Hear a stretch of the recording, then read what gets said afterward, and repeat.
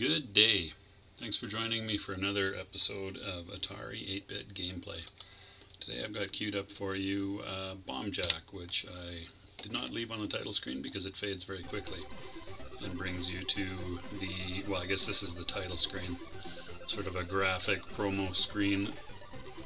Got to play this one in PAL mode, which is perfectly fine.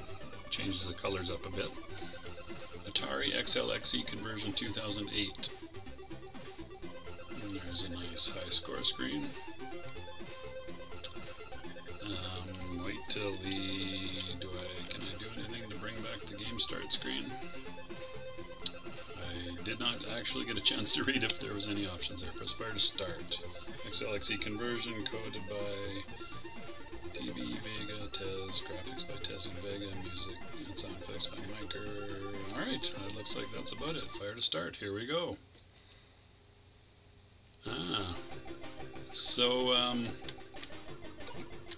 Friend of mine, fellow YouTuber, Steve of Steve's 8-bit Gaming, recently played a C64 version of this, which is, as far as I can tell, from watching his video to this gameplay, is the same. Interesting. Now, he does not like this game. It was part of his Games I Hate series. This is a game that I very much like in the arcade version. There was some things about this... Okay, and there's one of the things. This, in this conversion, the sprites are massive, and the collision detection is very unforgiving. There's an example. And so you don't actually have room to squeeze in between things that are on platforms, and unless you time it perfectly.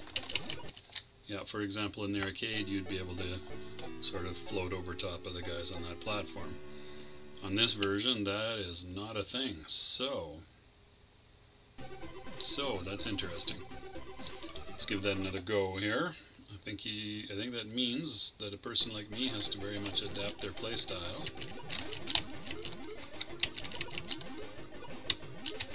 Nor do you have room to land on a platform and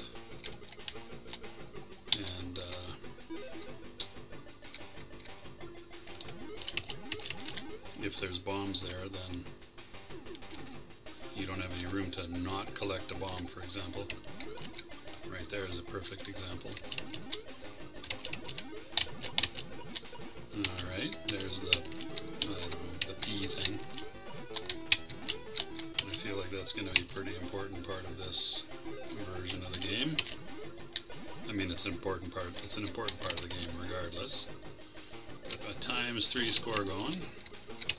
Really hard to get 3 bombs in a row with the size of the sprites and everything. Okay, so I think getting all of the bomb in order bonus thing is going to be super challenging. And see, there's a perfect example of what I'm talking about. Here you go, bonus thing.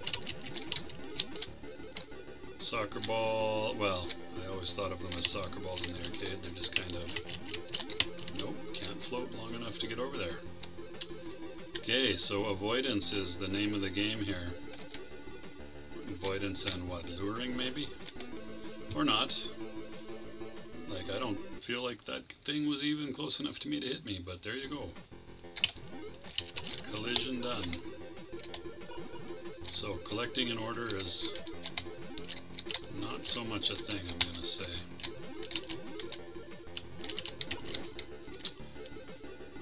Super unforgiving.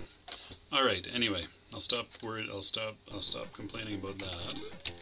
The graphics are pretty good, maybe not as colorful as the NTSC version, although that could have to do with how things are configured. The default settings are even duller than this. I did kind of ramp up some of the settings that are configurable. Okay, I said I wasn't going to complain anymore.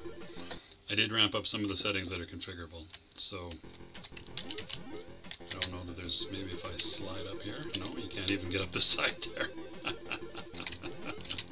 Okay, well. Alright, interesting game. The fact that it was made, the super unforgiving nature, I think, just makes it not much fun to play, to be honest.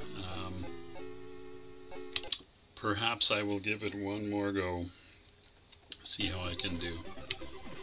I'm going to, I think I'm going to land in the, maybe not in the games I hate category that Steve's got it in, but it's not going to be amongst my favorites, I don't think. So forget about collecting things in order.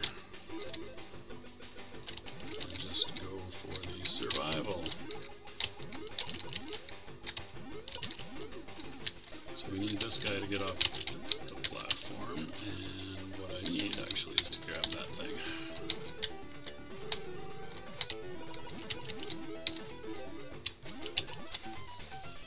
Alrighty. Rubbing my eye aside, that's level 1. So the background graphics in that aren't bad at all. Pyramid, and here's, I'm going to say, the Parthenon, probably. Oh. Ew.